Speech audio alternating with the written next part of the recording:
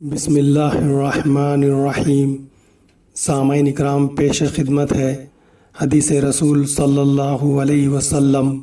ہم کو حدیث بیان کی عمرو بن خالد نے، ان کو لیث نے، وہ روایت کرتے ہیں یزید سے، وہ ابو الخیر سے، وہ حضرت عبداللہ بن عمرو بن عاص رضی اللہ عنہما سے روایت کرتے ہیں کہ ایک دن ایک آدمی نے نبی کریم صلی اللہ علیہ وسلم سے پوچھا کہ کون سا اسلام بہتر ہے؟ فرمایا کہ تم کھانا کھلاؤ اور جس کو پہچانو اس کو بھی اور جس کو نہ پہچانو اس کو بھی، الغرض سب کو سلام کرو۔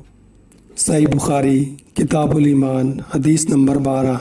سامعین اکرام، اس حدیث کو دوسروں کے ساتھ بھی شیئر کریں اور نبی کریم صلی اللہ علیہ وسلم کی دعا کے مستحق بنیں، جیسا کہ نبی کریم صلی اللہ علیہ وسلم نے فرمایا، اللہ اس شخص کو تر و تازہ رکھے جس نے مجھ سے کوئی بات سنی، پھر اس نے جیسا کچھ مجھ سے سنا تھا ہو بہو دوسروں تک پہنچا دے۔ جامع ترمذی حدیث نمبر 2653۔